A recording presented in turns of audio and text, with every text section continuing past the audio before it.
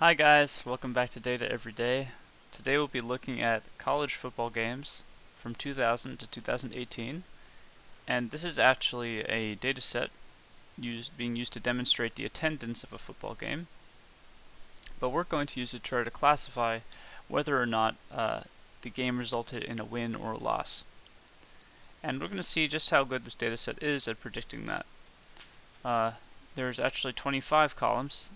You can't see them all here. And basically, yeah, let's just get started. Take a look at it. You can see I've already imported the libraries we'll be using: NumPy, Pandas, Matplotlib, and then we'll use regular expressions to work with some of the data. And for pre-processing, we'll have min-max scalar, label encoder, and the train test split function. For training, we'll use TensorFlow. Alright, so let's load in our data using the pandas.readcsv. We can get the file path right over here. Just paste that right in. Whoops. There we go. Alright, okay, so sometimes we get this error. All we have to do is specify the encoding. Latin 1. Okay, now let's look at the data. Alright, we can see we're not seeing all the columns here, so I'm just going to go into the console really quick and type in pd.setOption, max columns, none. This will allow us to see all the columns regardless of how many there are. Now we can see them all. And alright, looks like we have 25 columns, and it's a mixture of numerical data and categorical data. Right. So the first thing to do whenever we start pre-processing our data is let's look, are there any columns that we definitely don't need? So we'll say columns or features to drop, and we can fill this list with features that we don't need. So the first thing I notice is that the date is actually already captured by these three variables, these three features. And so this is actually redundant, right? So let's go ahead and add date. Anything else? Well, the site, this really isn't going to give us too much information, especially considering that there may be some like strange variations between them. You see how this will have battle, this little parentheses at the end. This is the same thing without the parentheses. So we might have quite a few unique values there that we just don't want to go through the trouble of one-hot encoding just to keep our model not too complex. But so yeah, I think site is probably a good bet on what to remove. Let's see, what else? TV, you could say, that might not impact the game, but it also might. Maybe the pressure of being on TV might affect the player's performances. But I don't think the actual channel is going to matter so much, right? So what we might do is re-sculpt this feature to have only two values, not on TV and on TV. So we can leave that for now. And as far as the other ones go, they all look okay, except I think we might try removing team and opponent. Because we already have a measure here, where is it? Rank. This is the rank of the home team and the rank of the opposing team. And that might give us some sort of sense of how the team does, as well as their current wins in the season. Right? So I don't know if the name of the team is going to help us so much. We could one-hot encode all the team names, but that would really add a lot of features. So why don't we just go ahead and drop team and opponent for simplicity's sake. Team and opponent. Alright, and then we'll just do data.drop, features to drop,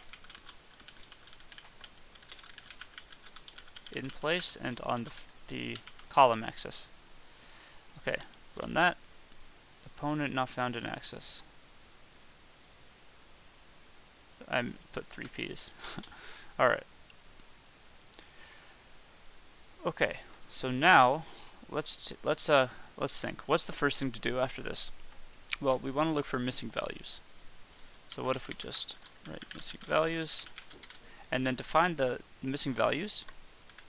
Pandas has a nice function isNA, which will just give us any time there's a missing value, we'll get a true. And we want to sum across all the rows so that we can get the total number of missing values in each column. And we're lucky today, there are no missing values that we have to deal with. Everything is filled in.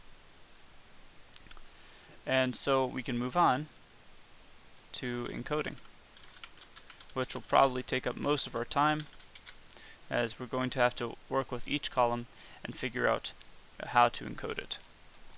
And we can start by looking at the data types, so data.dtypes, of all of our remaining columns.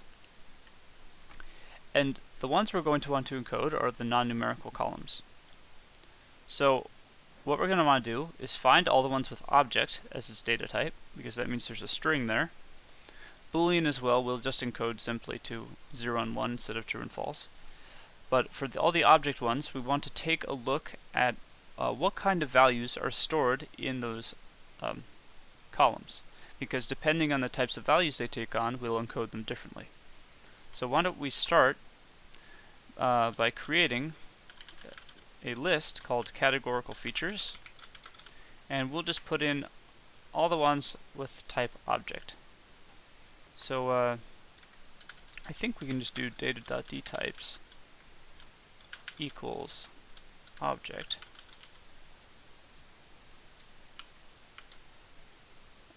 Just take a look at what that looks like.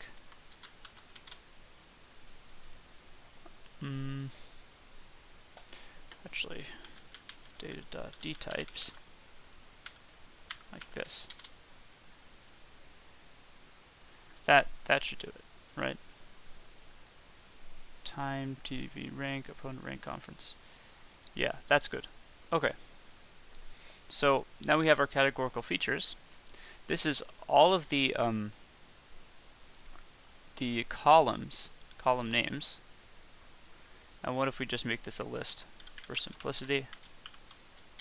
Now we have a list. Oh no.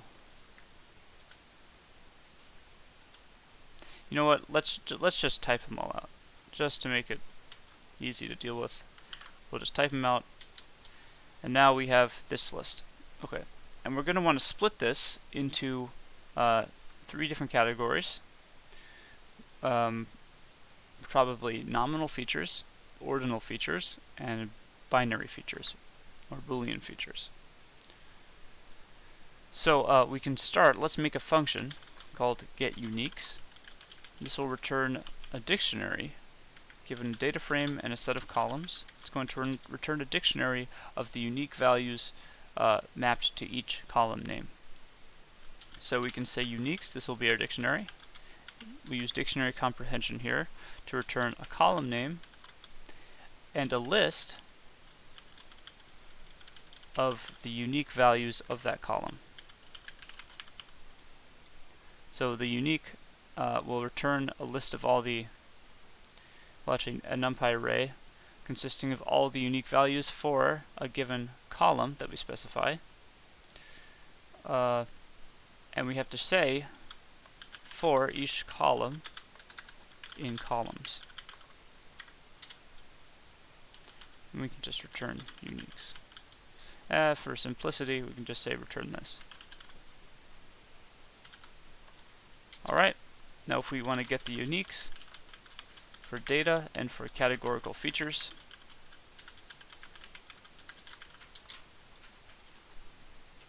alright, we have quite a few here. Quite a few. And you know what I just realized? Is, where is it?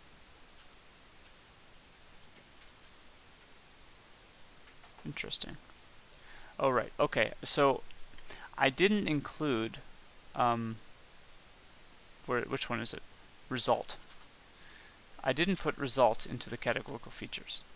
Even though this is an object, this is the data we're actually trying to predict. So we're going to process it separately after we've dealt with all the actual features. This isn't actually a feature, right? This is a label. So we don't have to worry about that right now. But in the meantime, we're going to look at this and say, okay, let's start sectioning off our features. We'll have nominal features. We'll have ordinal features. And we'll have binary features. This will just be a feature that takes on value of 0 or 1. Could also call it Boolean features. But ordinal features are features that will take on a range of ordered values, and nominal features are features that will take on a range of unordered values. So time has an inherent order, right? We can say that 6 p.m. is earlier than 8 p.m. So time is going to go into our ordinal features. Okay, next we have rank. Rank also is ordinal because it progresses from low rank to high rank, or high rank to low rank. I assume the higher the lower the number, the higher the rank. So that will be in ordinal. And opponent rank, I'm just going to scroll down, it should be down here. Opponent rank is also very similar. It takes on the same kind of data. So that's also going to be ordinal. And then we have this big boy, this TV. And this is the one that I said we were going to convert to a Boolean column, right? Because we can't just, like, there's no point in dealing with all these different news networks, rather sports networks. So we're going to have not on TV, which is already there, and everything else we're going to convert to on TV. So I'm going to put that in our binary features, TV. Alright, then we have rank. Conference is the last one. That is going to be nominal, because there's no ordering between the conferences. Alright, so that should do it. This is all 5 of our categorical features now placed in their respective categories. Alright, so now what do we do? Let's think. Okay, so why don't we create a markdown? We're just going to go through each one of these and do them one by one. So binary features. We'll say binary encoding. And you know what? I'm actually going to include 2 more in here, which is just going to be the ones I didn't specify as categorical. If I find the D types here, these 2 booleans, new coach and tailgating. Let's just use those as well. So let's clean this up a little.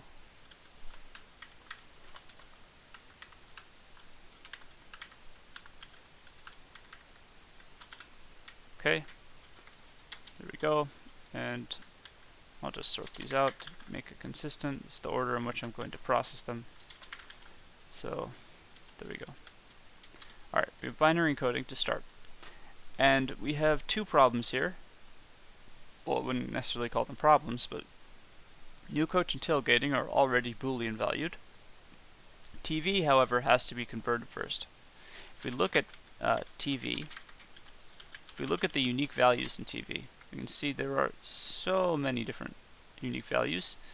And if we look at the value counts for each of those unique values, we can see majority of them are not on TV. So we're just going to group everything else into on TV. To do that, we'll just apply a very simple lambda function, data sub TV dot apply, and we'll specify the lambda function that will take in some x and return the same x if x is not on TV, right? So if we have not on TV for a given value of the column, we're going to keep x the same. And otherwise, we will make x on TV. We just look at what that looks like. Now you can see this is all the data is now converted to not on TV or on TV, depending on those two possibilities. So we completely eliminated any of this unnecessary information. And so we'll just set the TV column to be equal to that. And now we have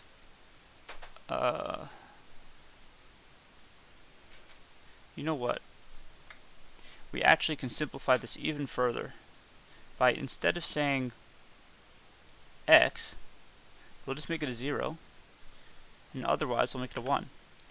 This way, our data, we'll just take a look at that, is already going to be encoded, right? So we don't have to imply a label encoder or some other form.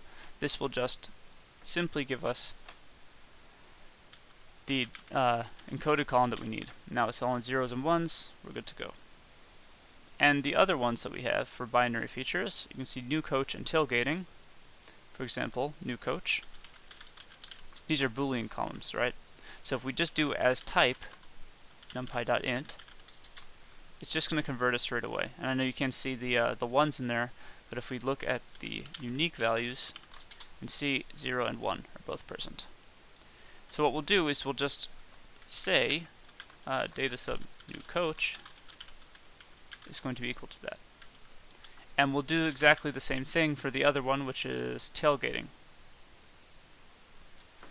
So tailgating and tailgating. Alright. And now our binary values are encoded. Binary features are encoded. You can see, where is it? TV is zeros and ones. New coach is zeros and ones. Tailgating is zeros and ones. Okay, so now we'll move on to nominal encoding. No, we'll do ordinal encoding.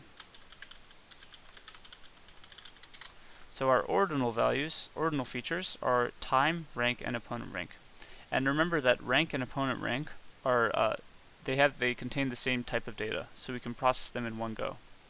But let's take a look.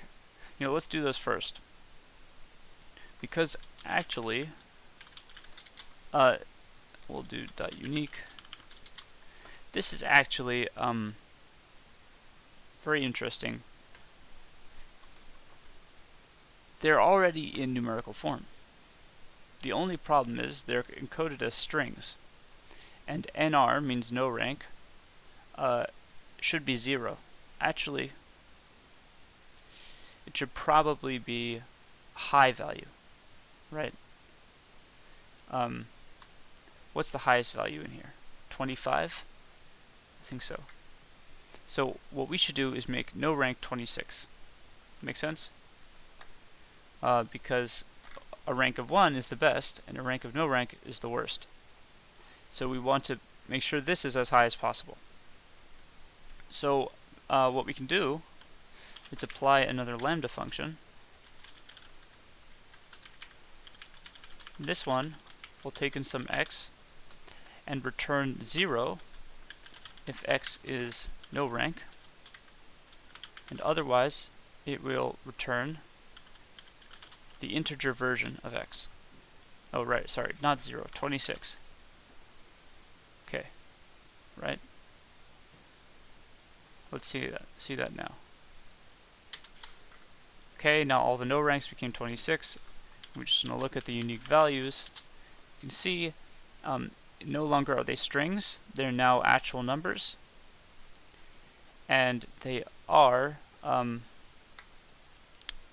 right, this is fully encoded. So 26 is our no rank, and everything else is properly ranked as true integers. So we'll set that equal. Just take off the unique. Alright, rank is done, and we're just going to do the very same thing except for the opponent rank, because they both take the same form. Opponent rank and opponent rank. Run that.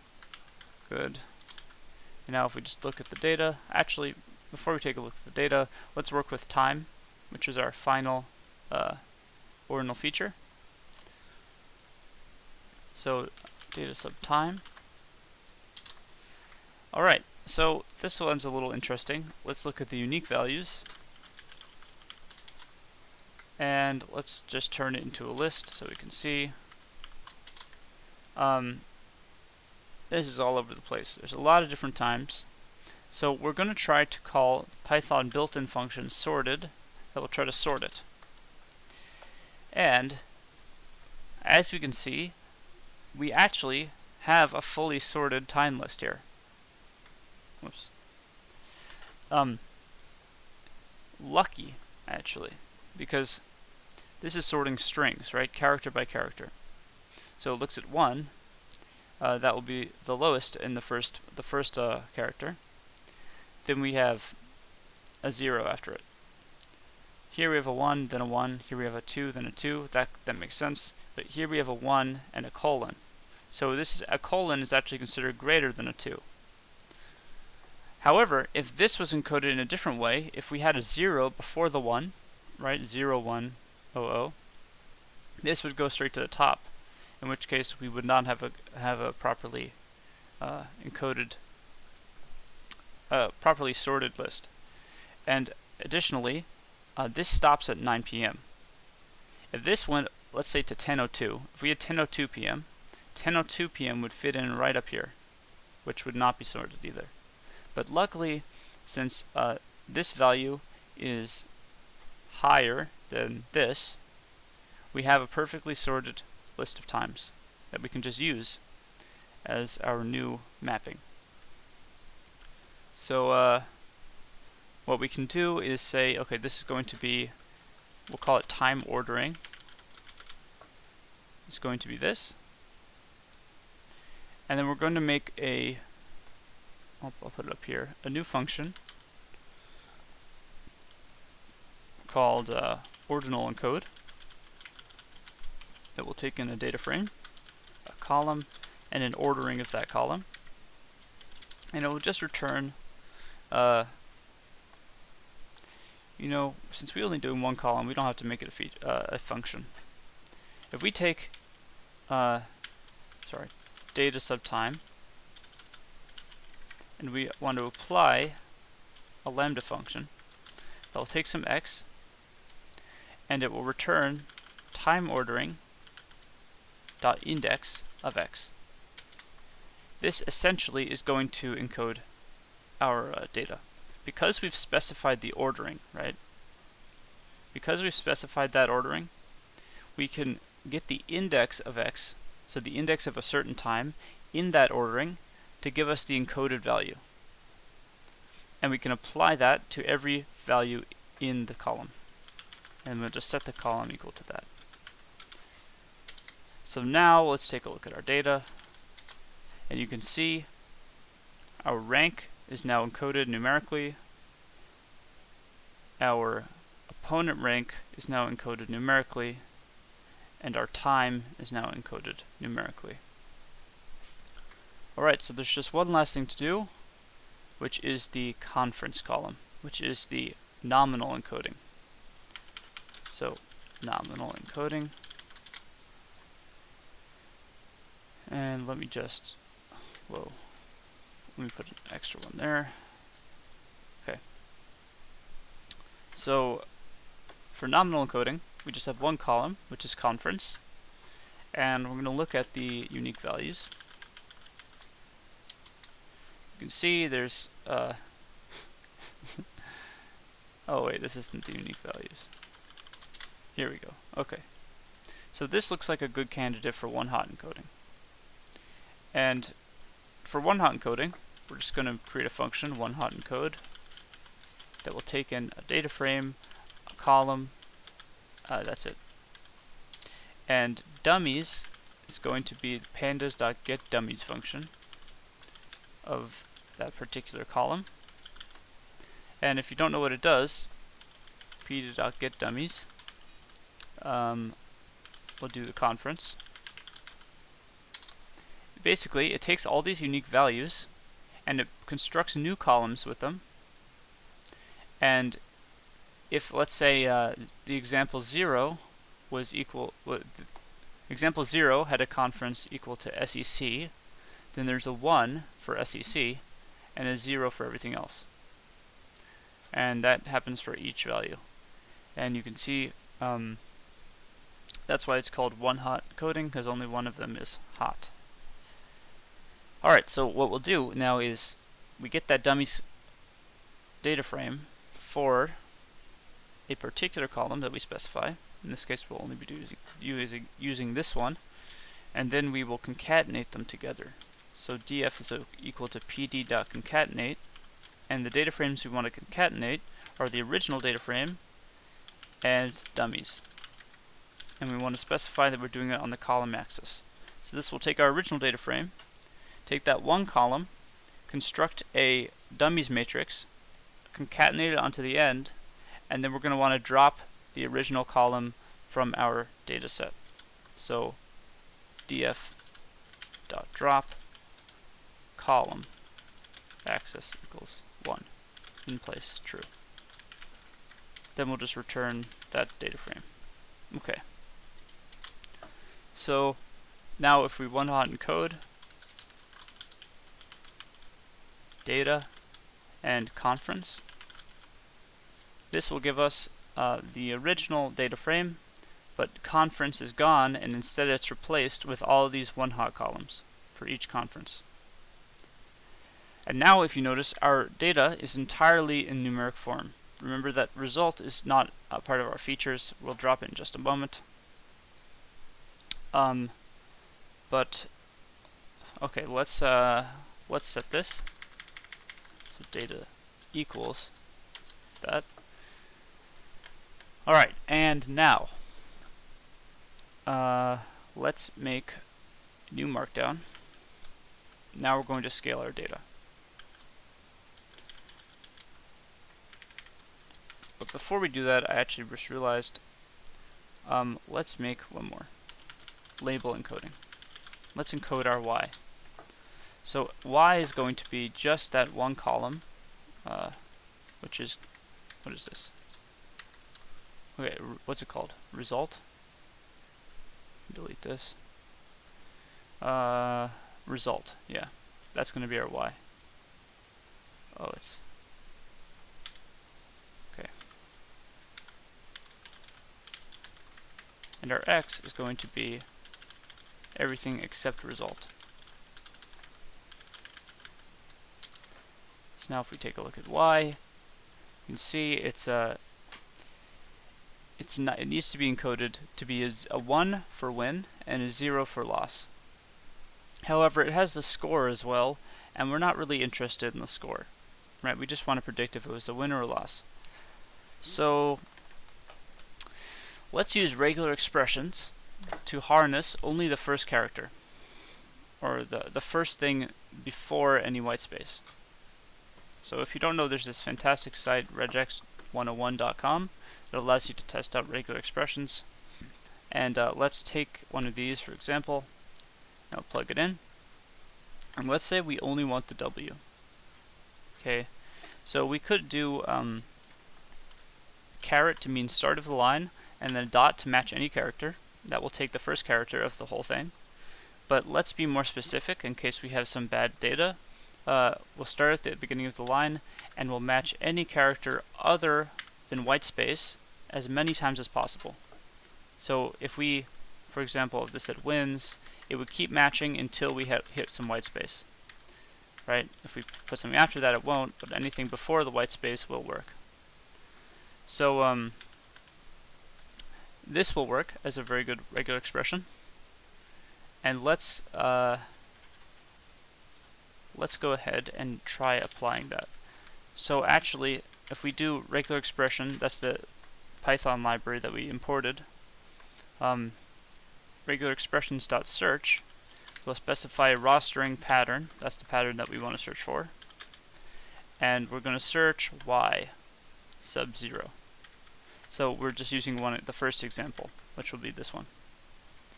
And this should return w. Just to get the string that it gives us, we'll specify group 0. And that will give us w. Alright, and now let's apply this to every x in a lambda function that maps x to this thing. And we will apply that to y. Oh, this should not be a space. Alright, and now we have a W and an L, right? All those weird looking stuff, this thing has been converted into this thing. Now, let's just take a look at the unique values. We can see we actually have a problem here. There are other values here that are not W or L. So we want to check how many of our values are actually like that. And the way we can do that is we could say, well, y equals NC, or y equals white, or y equals blue. And the reason I'm using the bitwise OR here is if we want to use Boolean expressions in Pandas data frame indexing, we have to use bitwise. So we're going to get all the values of y where this is the case. And oh, right. We didn't actually apply it yet. So let's go ahead and actually set y equal. Now check. Now you can see this isn't what's supposed to happen.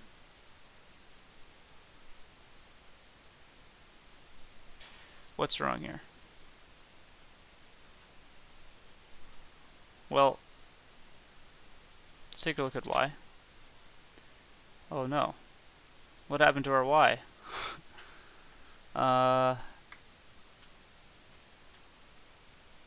See, our y is now, oh, we had unique at the end. Okay, let's redefine y. Let's now do it. That should be right. Okay, now we do this. Okay, and it looks like, well, we only have one time when NC is the case, two times when white is the case, and blue is only seen once as well. So there's only 4 examples here that are not W or L. And that's fine, we can just drop those 4 examples.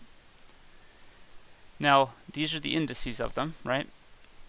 And maybe I should have processed this before, because basically what we should do is just drop it from the initial data and then make the split. So let's get those indices and just delete all these. What we're going to do is data.drop all these indices. So 4355, 5442, 5449, and 5456. And we specify the row axis here and in place. We drop it. Now if we look at this, and we look at this, and we look at this, and we look at this, and we look at this, then you can see there are no more of these guys. And if we get the uniques for y, you can see now we only have 2 values for y. And that, we are now ready to label encode. So let's set up a label encoder object. This will be using the sklearn label encoder that we imported at the top. And we will say y is equal to label encoder dot fit transform y. So this will encode our y from W to L to be 0 or 1. And if we want to find the mappings, call it y mappings, it would be a dictionary that will give us an index value pair for every index and value in enumerate label encoder dot classes. Let's take a look at y mappings. You can see 0 has become L, 1 has become W. It's exactly what we want. So let's just put it there. Then, alright, let's see. I think we're ready to go, right? Our y is fully numeric, and our x is fully numeric. So we're ready to scale. Here, I'll just keep y there so we can see. So x, we're going to want to turn this. Each of the columns takes on a very different range of values. This is in the thousands. This is only 0 to 1. So we want to all compress it down so that everything is between 0 and 1. And for this, we'll use a min-max scalar from sklearn. And we will say x equals scalar.fit transform x. So this will fit the scalar to x, transform the x data, and then store it back in x when we're done. And this will actually return a NumPy array, so let's convert it back into a data frame for accessibility. And we'll keep the column names, this is, equal to the old column names. Now we'll take a look at x. You can see it's like it was before, but everything is between 0 and 1. And now we're ready to feed it into our data, into our model, sorry. Alright, so let's perform a train test split. X train, X test, Y train, Y test, train test split, X, Y, train size of 70%. And we can, let's see, alright, that should do it then. We'll run that, and we'll set up our model. This will be a TensorFlow neural network model. So for the first layer, will be tf.keras.input, an input layer. And we'll specify the shape as the number of features we'll be feeding in, which is 33.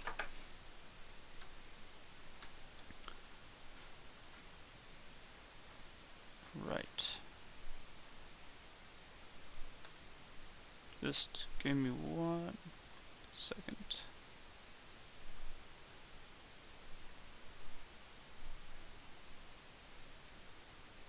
Strangely, when I was doing this before, I had only 20 columns. Oh, I had forgot to use... never mind. This is right, 33. Okay. So, X, our next layer, will be tf.keras.layers.dense, 16 activations, and an activation function, ReLU. So this is one hidden layer, and we'll do the same thing again. This time we'll pass in X, so we have 2 hidden layers, each with 16 activations. And for our output layer, will be tf.keras.layers.dense again, but only one output, and an activation of sigmoid. Since this is a binary classification, we only need one value to display the probability estimates for the positive class alone. That will imply the probability estimate for the negative class. And now we can create our model, which is tf.keras.model, with the inputs as specified and the outputs as specified. And our optimizer is going to be tf.keras.optimizers.atom. We'll specify the learning rate, 0.001. And we want some metrics. So we'll make a list of the metrics we'll use. We'll use binary accuracy. And we'll give it a name, acc. And we'll use the area under the curve, of the rock curve. So we'll call that AUC. Alright, and we can compile our model using the optimizer that we specified. The loss function will be binary cross entropy, and our metrics will be what we specified. Whoops. Alright, now we'll specify a batch size, 32, number of epochs to train for, let's make it 200, and then we'll store our model's fit history in a history object. We'll say model.fit, and we'll fit on the train set xtrain, ytrain. We'll give it a validation split of 0.2 or 20%. We'll give it batch size as specified and number of epochs as specified. And let's turn off verbose mode so that doesn't clutter up our notebook. Alright, and while that's training, it's going, let's start plotting the results right here. So PLT, that's our matplotlib, pyplot, figure, fig size. Let's give it a fig size of 14 by 10. Should be good. Then we can specify our axes. So on the x-axis, we're going to have epochs range. So here we're going to be plotting the training loss and validation loss over the number of epochs. So we'll get a range from 1 to the number of epochs plus 1. And we'll get our train loss will be the history object, which has an attribute called history that can be indexed at loss to get the training loss. And we can do the same thing for the validation loss, but we index it at val loss. We'll call this val loss as well. Now we can plot. On our x-axis, we'll use epochs range. And on our y-axis, we'll use train loss. And let's just give that a label. Training loss. And we'll do the same thing, but for the validation. So validation loss, and we'll use on the y-axis val loss. Then we will give, let's give it a title, training and validation loss. On the x-axis, we'll call it epoch, and on the y-axis, call it loss. And let's just show the legend. Alright, and this should have finished training. It did. Let's take a look at that. And perfect. We can see that originally our model's performance was pretty good. But over time, our training loss kept going down, but our validation loss started going up. And that's because our model started to overfit. At some point, our model started memorizing the dataset and was no longer able to generalize to new unseen examples. So what we should do is check, okay, where is the minimum of the validation loss? So numpy.argmin of val loss gives us 10. And it says, okay, at epoch 10 we had the lowest possible validation loss. So what if we go and just train for 10 epochs? And well, that shouldn't take very long. It's finished already. Take a look. Now they both can go down to values. And let's try evaluating it on the test set. And we finish with an area under the curve of 0.71. And that's pretty decent. Alright, it's acceptable. It's all right. Obviously it's not fantastic, but this data set maybe doesn't have enough of the features we might need to predict whether or not a player will win. Additionally, it's important to note that for games, especially games where each team has a 50-50 chance of winning, it's very difficult to make accurate predictions about the winners, because there's so much chance involved, so much like things like comebacks can happen, things can happen in games that really are unpredictable. So this is a fairly decent prediction metric. And the reason we don't really care about the accuracy is if we look at the sum of y, right? Y is just this array of ones and zeros. If we look at the sum of that, that'll be the total number of ones.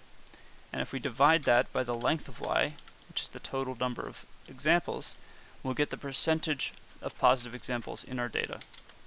And 64%. So it's not entirely 50-50. It's not entirely skewed as well. So accuracy does say something about what we're doing, but because it's not completely 50-50, this also gives us a good read of how our model did. And so this is pretty good. I think that sums up today's video. If you enjoyed the video, make sure to subscribe and hit the bell and leave any comments with any suggestions. I'll see you guys tomorrow. Have an absolutely great day.